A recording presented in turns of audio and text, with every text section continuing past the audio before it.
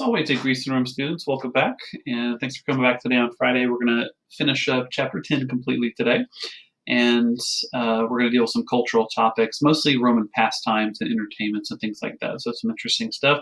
And then we've been dealing with the five good emperors, right? We learned about Nerva and Trajan and then Hadrian yesterday, and we'll learn about the final two good emperors in the next chapter, but the last little part of this chapter is about culture, entertainments, things like that. So we'll wrap that up today, and I think we'll be having our test. I'm looking at next Wednesday as probably being the day, because that'll give you guys Monday and Tuesday to prepare to look over chapter 9 and 10. I'll give you some practice assignments, and you guys have a good chance to do well on that test, okay? But I'll check back in, and I'll let you know in my announcements and stuff exactly when the test is, but it'll look like Wednesday. Okay. Yesterday we finished up talking about Roman theater and plays and stuff, and some other important pastimes. Chariot racing was extremely popular. You can see the biggest racetrack here was called the Circus Maximus, and this was the one in Rome. There would have been other circuses probably in other towns and stuff with the chariot racing, but this was the big one.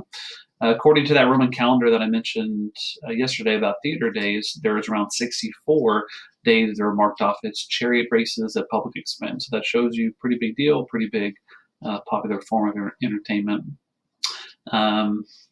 To give you an idea of how big this is, this is like a panorama view, obviously. It's hard to just see how massive it is, but this is as big as probably at least 3 football fields, maybe 4 football fields long. I'd have to look it up. But they think that it held perhaps 100,000 spectators during the reign of 180,000 spectators during the reign of Augustus. And later on, Trajan expanded the seating up to 250,000. So this would be a massive, massive thing. Most football stadiums nowadays hold 80 to 100,000 or something. So 250,000 is massive. And this is where the seats would have been on the side of this hill, all up and down here. So it was very long. What were the races like themselves? So the standard race, the chariots would be 4-horse chariots. There were other types of chariots, but apparently that was kind of the standard for the typical race. There are 7 laps, which would be about 5.25 miles, and they might take around 15 minutes. So you go to see multiple races per day. There might be 24 races per day, seem to have been a typical thing.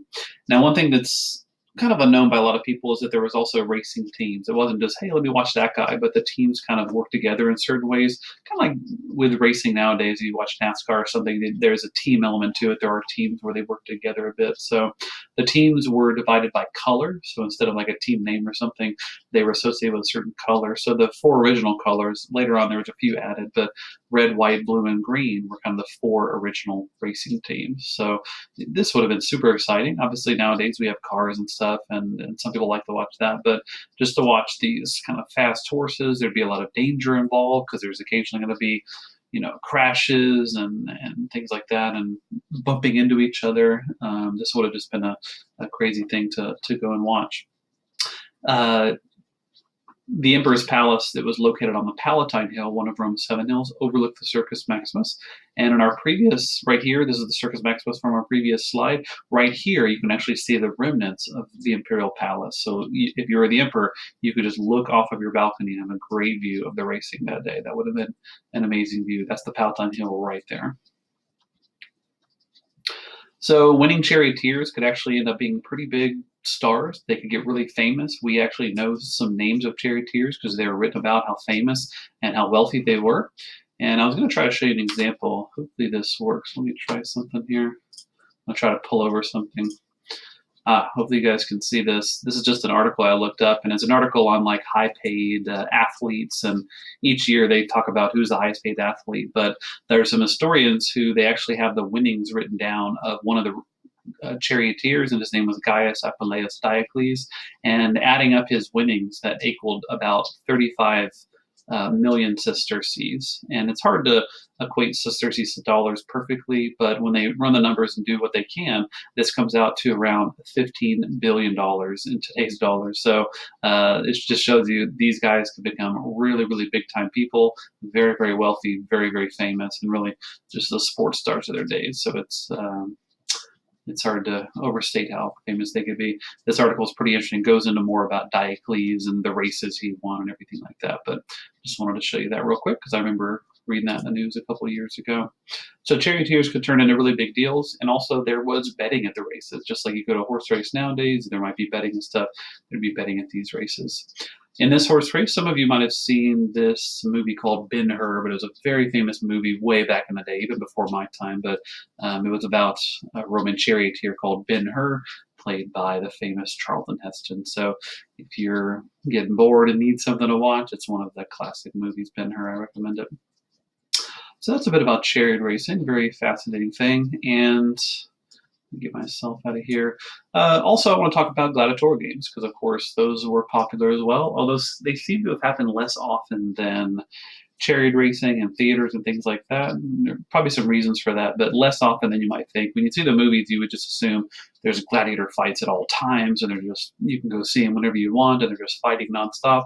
The calendar that we spoke about only lists 10 gladiatorial game days by the 4th century, which is when Rome wasn't in a powerful position and a bit of a heyday. It may have been more in some years, but one of the reasons for this is probably very, very expensive to run these gladiatorial fights, and you had to have specialized gladiators who would train for months or years. So it's not just the type of thing you throw together or throw guys in there. They wanted these gladiators to be well trained, to be good with their weapons, to be good with their techniques, and so they probably spent a lot of time training these gladiators in the background and then just fight them occasionally. So it was probably a big thing. Having 10 or less, or maybe around 10 per year, you can imagine how big those days would be, as opposed to something happening, every week or something.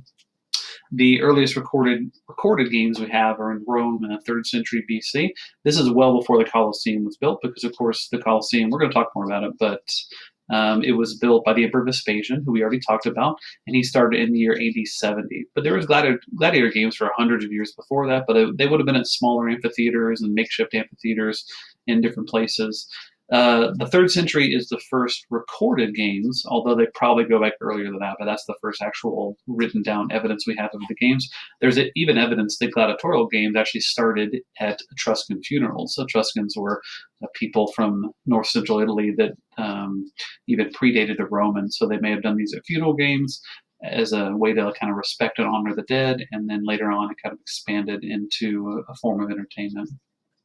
So, of course, most people, when they think of the games, they think of the Colosseum, right? Just because it's the most famous place for games, although there would have been many more amphitheaters. The more proper name for the Colosseum is the Flavian Amphitheater, and that's because Vespasian's family name was Flavianus, so that was named after him. And if you remember, it was built on the site of Nero's Golden House, or Domus Aurea. And the deal there was that Nero killed himself whenever the palace wasn't finished yet. And when Vespasian came in, he wanted something symbolic to tell the people that he was not like Nero. He was not only about himself, and he was going to be about them too. So he actually had Nero's palace, a lot of it torn down, and that made room for the Colosseum. So this is right where the palace would have been, is where the Colosseum is nowadays. Now, where does that name Colosseum come from? Like I mentioned, it wasn't the official name. It's more of a nickname. They think it derives from a huge statue of Nero that would have been nearby, of course, because this is where Nero's Golden Palace was. So that statue is called the Colossus because it was a colossal statue, probably around 120 feet tall. So probably the nickname there applies to the Colosseum from that statue. All right. Now, the Colosseum itself, it's hard to overstate how impressive it is, what they did with the Colosseum at that time period, and how it's, parts of it have been torn away, but basically it's still there. It was built to withstand earthquakes. There are semi-frequent earthquakes in Italy, and so it's something they knew needed to stand the test of time. And like I said, almost 2,000 years old, and the parts that have come off of it are parts that people have taken away. It hasn't really fallen apart like you might expect for a 2,000-year-old building. Most of the seats were good because of the way the amphitheater was designed, as far as being able to look down. The slope was kind of steep, so you could see from almost everywhere. So even if you're in the cheap seats, maybe not quite as good, but you still had a good view. Audibility was good as far as hearing what's going on. And we think that about 50,000 spectators, somewhere around there, is what the seating was in the Colosseum. The seats and stuff have kind of been torn away. You can still see where they were, but they're not there anymore. But we think it sat around 50,000 spectators, and then it could empty within about 5 minutes. So the engineering of that, really impressive for all those people to leave the multiple doors in 5 minutes. As far as the fights themselves, gladiators, the most common thing was to excuse me, have two gladiators fight one-on-one, but sometimes there were other things to, I don't know, spice it up or to make it more different or exciting. So sometimes emperors would splurge and there would be like a multi-man fight. So you might have 3-on-3 or 5-on-5. Obviously, that's going to be a lot more expensive. That's why they're not doing that every day. But sometimes the emperors wanted to make a big splash. Later on, sometimes they would even throw in animals into the fights, right? And we've probably seen movies like this with the animal fights. That wouldn't be a common thing happening all the time, but it would be a thing to kind of push the envelope, right? And it's also a way to really amaze people. If you want to impress people and have them appreciate the emperor, you would want to go big like this sometimes, right? So maybe the people have seen fights. A lot of people back then did, zoos weren't really a thing like they are nowadays. You couldn't just look on TV and watch a National Geographic show about animals or something. So imagine if you go to the Coliseum and you see a tiger come out and join in the fray. That might be the first time you've seen a tiger if you've lived in Rome your whole life. So if this was a chance for people to really be amazed and awed and appreciative to the emperor who sponsored these games. The games were usually cheap or free because they were sponsored by an emperor or a wealthy patron. Over time, the games developed a little bit. Usually, they'd be trained people fighting, but eventually, criminals could be condemned to the beast for committing some sort of especially bad crime, and so this could it would be like a punishment. But usually, the gladiators came from gladiatorial training schools, where probably former gladiators would be like your trainers, and they would teach you to use weapons. There was different types of weapons. Not every gladiator fought with the same swords. Some of them fought with swords. Some of them fought with a shield. Some with two swords. Some with even a net and a trident. Some with other various weapons. So they like to kind of train with different styles and different weapons and see, what was best together. Excuse me. A lot of gladiators began as slaves. It was in general not a very reputable profession. It'd be better than working in like a mine or something if you're a slave. But if you were a wealthy Roman, you wouldn't aspire for your child to grow up and be a gladiator, just like you would aspire for them to grow up and be an actor. We talked about the emperor sponsoring the games. Wealthy men could sometimes sponsor the games and pay for most of them, as an idea to kind of court public popularity. So maybe you're running for office or something like that, and you might want the people to know that, hey, so and so sponsored these games, and so that's why there's not a fee attached to them. So it was like a sometimes even advertising thing. Eventually, we're not quite there yet. We have a few hundred years to go, but eventually gladiatorial fights will be banned in AD 407 by the Emperor Theodosius II. Theodosius II was a Christian emperor, and Rome by this time had started drifting to Christianity, and that's probably the reason that he banned fights, but we will talk about that when we get there. Now, just some other amenities of living in a big city like Rome. Of course, you have aqueducts. These were a big thing to build. This was a major cost, and it took a long time to build these things. But to have 1 million people living in a city, you had to have a large amount of water coming into the city. So they were crucial, and Rome had the most aqueducts, but eventually had other cities sometimes have aqueducts built to support their populations. For example, we know that Hadrian sponsored the construction of the records. We have at least 12 aqueducts, so it showed you how many of these that Rome needed to keep its population going. The aqueducts would not just be to one type of thing. Some of them went to public fountains, sometimes a big bathhouse, like the bathhouse you saw in England the other day. Some of them to toilets to keep the toilets going.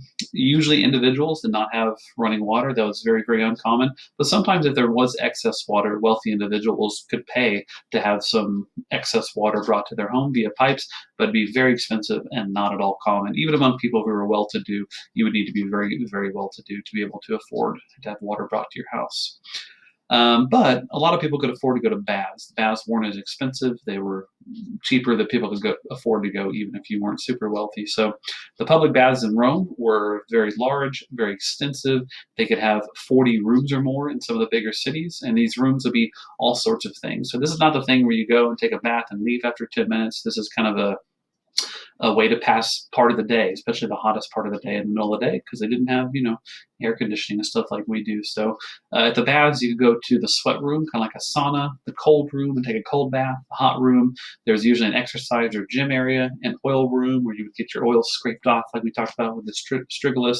Sometimes there was even a library in some of these baths. There could be a recital hall where you might go to hear poetry or music or something. So this is really meant to be a thing where you can go for entertainment and to pass the time and to be around other people, etc. And as I mentioned, attendance at baths, for most of them, sometimes there might be an exclusive bath, but for most of the big ones, the attendance was cheap and very popular because, again, getting out of the hot sun, getting clean, most people couldn't take baths in their house. It was very uncommon for men and women to bathe together. Usually, men and women were separated. Sometimes there was separate bathhouses completely in certain cities, and they would go to different bathhouses. Sometimes there would be a certain time of day at this bath where it was time for men, and then later on there was a time for women, and it was kind of known that that's what the hours were. And this particular picture here, you might recognize this one, but this is of the baths in England, which are some of the most intact baths we still have from the Roman world.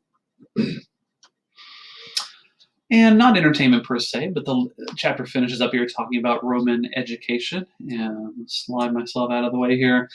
Just a few bits about Roman culture here. You can see a cool relief statue carving here of a teacher teaching his pupils in Roman time. But schooling was very important. Education was very important in ancient Rome. Not everyone would go to a very high level, but most people would have some education. They especially wanted you to have a thorough knowledge of the past. The Romans were very proud of their history, even though there were some blemishes there, and they wanted you to know about the Romans who came before you. So that was very important to them.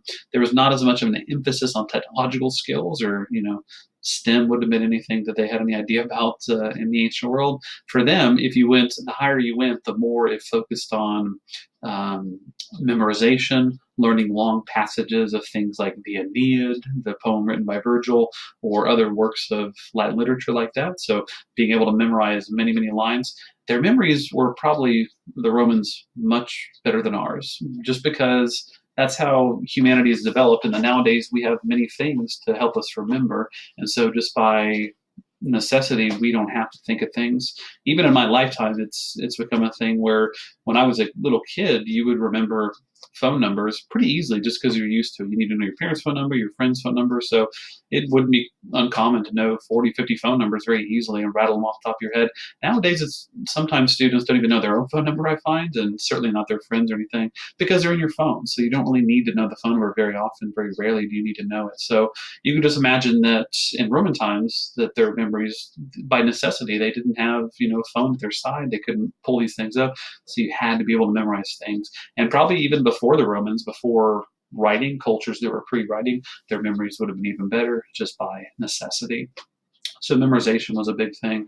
In school, it was certainly more common to have boys enrolled. Girls could be enrolled by the second century, and they would learn maybe the basics of reading, writing, and grammar. But even then, the girls probably didn't go to the very, very highest levels of education. There was not mandatory attendance like nowadays. It is a law that your children have to be educated in some way, maybe a public school. You're allowed to do homeschooling, but there is a law saying, they must be educated. That was not the truth. So in Roman times, it was up to your parent to seek out education for you, to find the appropriate place or the appropriate tutors for education, and they saw to your education completely.